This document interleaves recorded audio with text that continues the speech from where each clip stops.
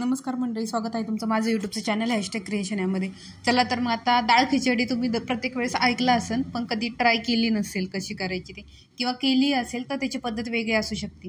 तर त्यामुळे आता माझ्या पद्धतीने एकदा डाळ खिचडी करून बघा, एकदम टेस्टी लागेल आणि तुम्हाला आवडेल. आणि आवडल्यावर मला कमेंट करून नक्की सांगा की तुम्हाला ती कशी लागली ती.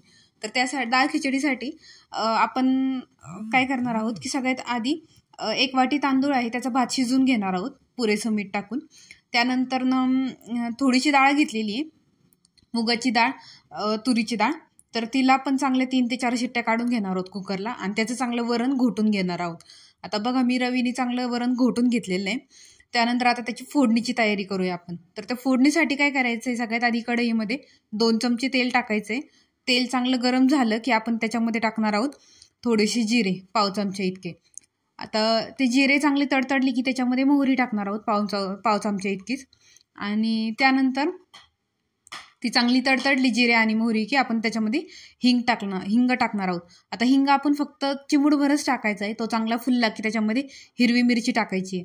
आता मी इथे 2 हिरव्या मिरच्या टाकलेल्या आहेत, उभ्या उभ्या कट करूनच टाकलेले आहेत, जेणेकरून आपल्याला पटकन साईडला काढून घेता येतील. आणि त्यानंतर त्याच्यामध्ये कांदा टाकलेला आहे. आता हिरव्या मिरच्या तुम्ही स्किप पण करू शकता जर तुम्ही ही डाळ खिचडी तुमच्या लहान मुलांना देणार असतील तर, किंवा मग आणखी पण टाकू शकता जर तुम्हाला तिखट जास्त हवं असेल तर. तुमच्या आवश्यकतेनुसार ते कमी जास्त करू शकता. आणि जर तुम्ही आजारी वगैरे असेल तर नक्की ही डाळ खिचडी करून बघा, त्यांनी तुमच्या तोंडाला नक्की टेस्ट येईल, चव येईल एक छान. जर तुमच्या तोंडाला चव राहिली नसेल सर्दी वगैरे झाल्यावरती तर बघा आता मी तो कांदा वगैरे सगळं चांगलं परतून घेतलं की त्याच्यामध्ये टोमॅटो टाकलेला आहे एक बारीक चिरून आणि त्याला चांगलं हलवून घेते. ते चांगलं परतून घ्यायचं आणि परतून झाल्यानंतर त्याच्यात आपण थोडेसे बेसिक असे मसाले टाकून घेणार आहोत. तर बघा आता मी चांगलं त्याला परतून घेते तेलावरती.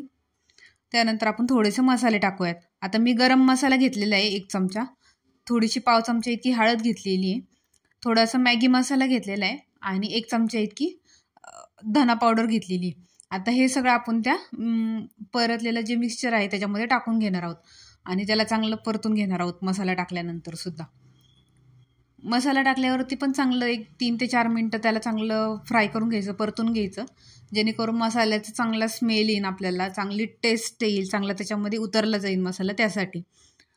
तर बघा आता चांगला मसाला आपण हलवून घेऊया.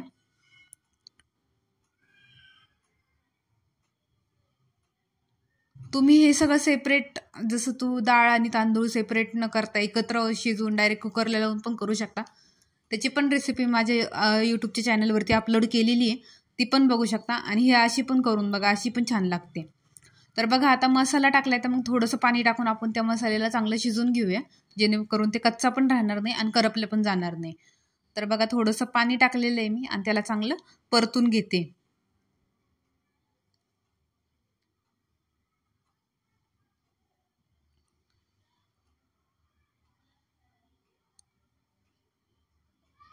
चल चांगलं परतून घेऊया आपण त्याला, ते पाणी पूर्ण आटेपर्यंत. आणि त्याच्यामध्ये आपण ते पूर्ण आटलं की मग त्याच्यामध्ये आपण जे वरण घोटून घेतलेलं आहे आधी, चांगलं जे रवीने हटून घेतलेलं आहे ते आपण त्या याच्यामध्ये टाकणार आहोत. आता बघा वरण चांगलं हटलेलं आहे, ते टाकून घेऊया. परतलेलं आहे आपलं सगळं कांदा आणि टोमॅटो, त्याच्यामध्ये आपण वरण टाकून घेतलेलं आहे. वरण टाकून झालं की त्याला परत एकदा चांगलं हलवून घेऊया, आपण मिक्स करूया सगळं. वरण टाकून झाले की चांगलं मिक्स करून घ्यायचं आहे. आणि चांगले मिक्स करून झाले की आता पाण्याची कन्सिस्टन्सी तुम्ही कमी जास्त करू शकता. इथं जर तुम्हाला डाळ जास्त घट्ट वाटत असेल तर तुम्ही ते थोडंसं पाणी टाकून त्याची कन्सिस्टन्सी पातळ करू शकता. तर बघा चांगलं आपलं वरण आहे, त्याला चांगली फोडणी बसलेली आहे. आता त्याच्यामध्ये आपण भात टाकून घेऊया, जो भात आपण शिजवून घेतला होता तो. तर बघा भात टाकलेला आहे आणि भात टाकल्यानंतर चांगलं हलवून घ्यायचं आहे. आता ते आपली जी डाळ खिचडी असती ती थोडीशी पातळच असती. जर तुम्हाला घट्ट आवडत असेल तर थोडीशी घट्ट ठेवू शकता, पण पातळ असेल तर कसं टेस्ट त्याची आणखी छान लागते ना, त्यासाठी थोडीशी पातळच असू द्या. आता बघा आपली चांगली डाळ खिचडी चांगली एकत्र झालेली आहे. आता थोडंसं त्याला शिजून घेऊया.